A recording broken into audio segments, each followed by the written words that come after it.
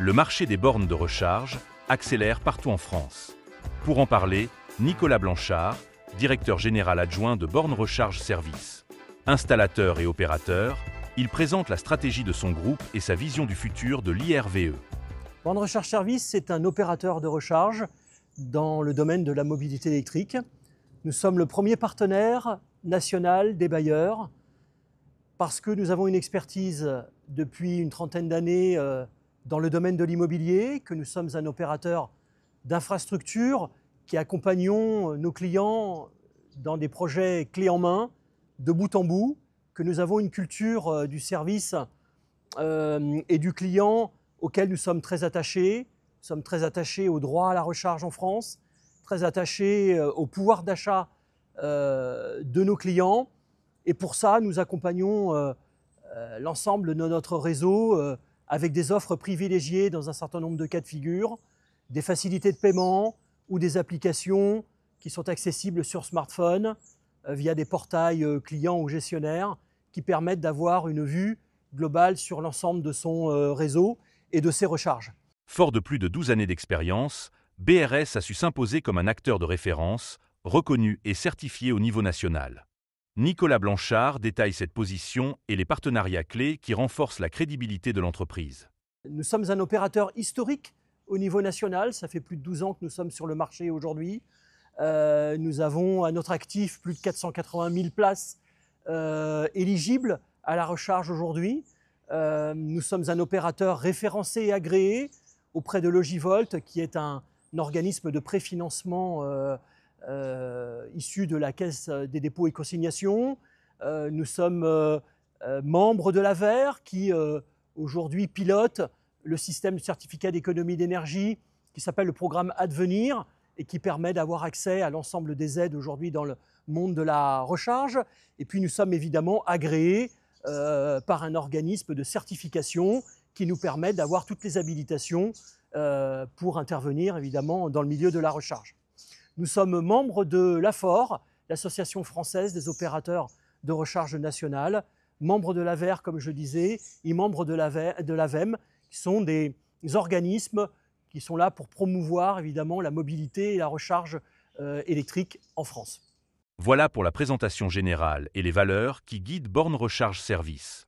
Intéressons-nous maintenant au quotidien de l'entreprise.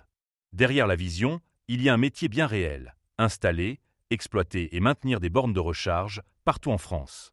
Et notre métier aujourd'hui s'inscrit dans le cadre de la loi d'orientation et mobilité qui date de 2019 en particulier, qui est venue renforcer les obligations et puis les éléments structurants de notre domaine d'activité dans le domaine de la recharge. Comme je le disais, on est un opérateur de recharge global, c'est-à-dire qu'on assure le conseil dans la stratégie de déploiement des schémas directeurs IRVE de nos clients. On assure la supervision et le pilotage évidemment des bornes. On assure la gestion des infrastructures collectives sur les résidences ou dans les parkings des bureaux. La demande des résidents est assurée par l'opérateur et on prend en charge les aides pour le compte de nos clients jusqu'à la maintenance et la téléassistance évidemment sur les bornes. Le champ d'action de BRS couvre toutes les configurations, habitat collectif, maisons individuelles, entreprises ou parkings extérieurs.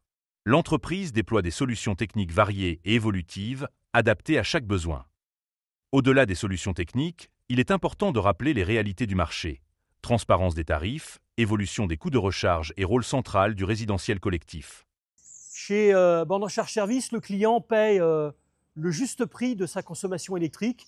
Nous avons une attache particulière à ce qu'on ait une totale transparence vis-à-vis des tarifications à la fois de services et de recharge qui sont distribués et proposés à nos clients. Aujourd'hui, la recharge électrique, c'est 5 fois moins de CO2 en termes de consommation. C'est 4 fois moins cher de se recharger à domicile que dans la voie publique ou sur autoroute. Je le disais, un Français sur 2 vit aujourd'hui en immeuble collectif et il faut compter environ 30 € par mois pour se recharger contre 100 € à peu près en recharge thermique aujourd'hui Donc c'est quand même effectivement, on va dire, largement moins cher en coût global de se recharger en véhicule électrique. On intervient dans un contexte aussi national qui est en forte croissance, alors qu'on envisage la circulation de 17 millions de véhicules sur le territoire à horizon 2035. 90% ou 80% de la recharge et des besoins de recharge sont à domicile. C'est pour ça qu'aujourd'hui, notre domaine d'activité principal reste le milieu résidentiel. Aussi, alors que 45% des gens aujourd'hui vivent en immeuble collectif en France. Le résidentiel est un domaine qui est aujourd'hui en forte croissance et qui a besoin de progresser significativement par rapport à la demande. On a 35 000 immeubles à date qui ont signé une convention d'infrastructure de recharge collective et qui permet effectivement de faciliter l'accessibilité de la recharge et de la mobilité à l'ensemble de la population qui vit en immeuble collectif. Une fois ce cadre posé, reste à regarder plus loin. Quelles innovations pour demain? Et enfin, j'évoquerai pour terminer un sujet d'innovation qui est aussi porteur pour notre marché, un sujet d'avenir, par exemple le véhicule to grid ou alors l'autoconsommation photovoltaïque adossée à une solution de recharge qui permettent de donner à la fois du sens à ces solutions de déploiement de photovoltaïque sur des ombrières de parking par exemple, mais aussi de réduire significativement les coûts de recharge lorsque l'on est capable d'avoir un pilotage dynamique et de réinjecter sur le réseau effectivement ce que l'on ne consomme pas quand la voiture reste stationnée et que la batterie est quasiment pleine et qu'elle peut redistribuer de l'énergie sur le réseau. Après la stratégie de BRS, cap sur un autre enjeu clé, la sécurité électrique. Arnaud Alexandre, du Consuel, nous explique pourquoi elle est essentielle au déploiement des bornes. Installer une borne de recharge, ce n'est pas simplement ajouter une prise dans un mur. C'est intégrer un équipement dans un environnement électrique complexe qui doit répondre à des exigences précises. Pour cela, un cadre normatif rigoureux s'applique. On parle notamment de la norme NFC 1500, de ses amendements et de ses interprétations. Cette norme encadre la conception, la mise en œuvre et la sécurité des installations électriques. Et ce cadre évolue. Dès août 2025, une nouvelle norme, la NFC 15-107-722, viendra remplacer le guide UTEC 15-722 pour mieux prendre en compte les spécificités des IRVE. En résumé, la norme, c'est notre filet de sécurité. Elle garantit que chaque installation est fiable, sécurisée et durable. La norme, c'est le socle. Mais pour qu'elle ait un vrai impact, encore faut-il qu'elle soit vérifiée et respectée sur le terrain. Mais respecter les normes ne suffit pas. Il faut aussi pouvoir le prouver.